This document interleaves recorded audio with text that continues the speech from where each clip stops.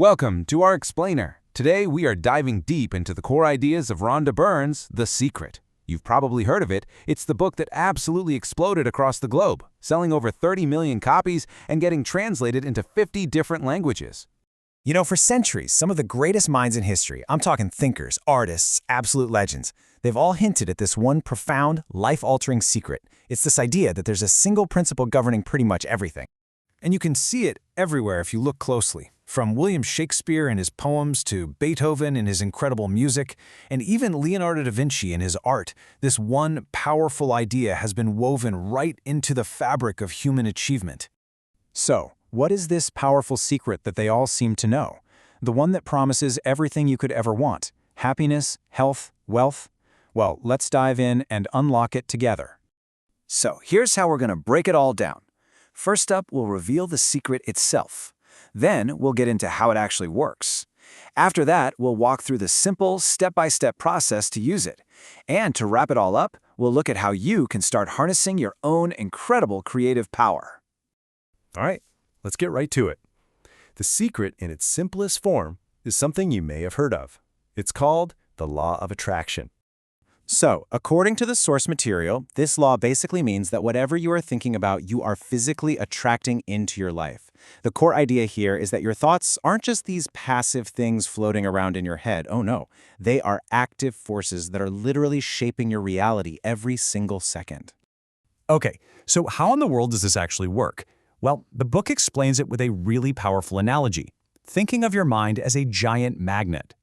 Every single thought you have, whether you realize it or not, is broadcasting a signal, a very specific frequency, out into the universe. And this is the core mechanism, right? Your thoughts act like a magnet, drawing back people, circumstances, and events that are vibrating on that exact same frequency. To put it simply, you attract what you think about. Now, you might be thinking, hold on a second.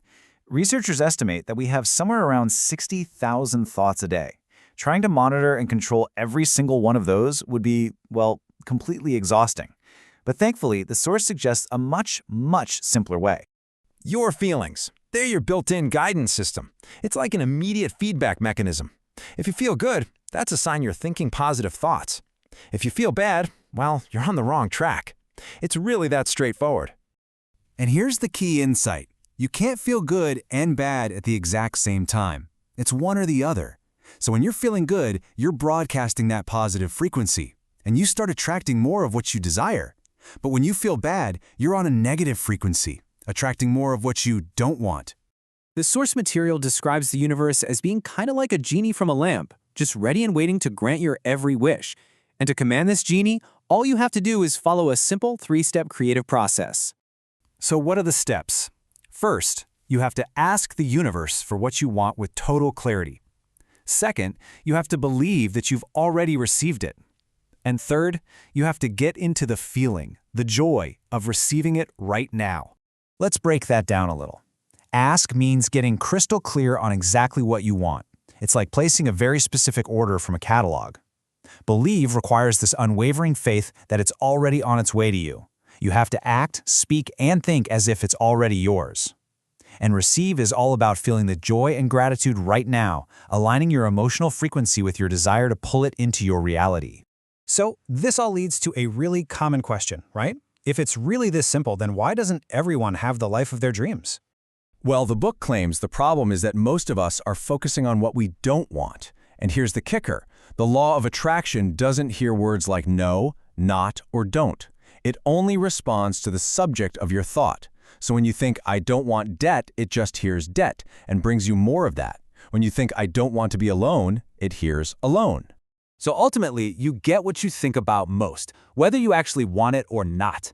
The real key then is to shift your dominant focus entirely over to what you desire, not the lack of it. You know, the big takeaway from all this is that this incredible creative power has been right there inside you all along. You're not a victim of your circumstances, you are the artist. You're the one sculpting your reality with every single thought you have. The power to change anything and everything in your life is in your hands, right now. Why? Because you are the one who chooses your thoughts and feels your feelings. So, the final question the source leaves us with is this. Now that you know the secret, what will you choose to create?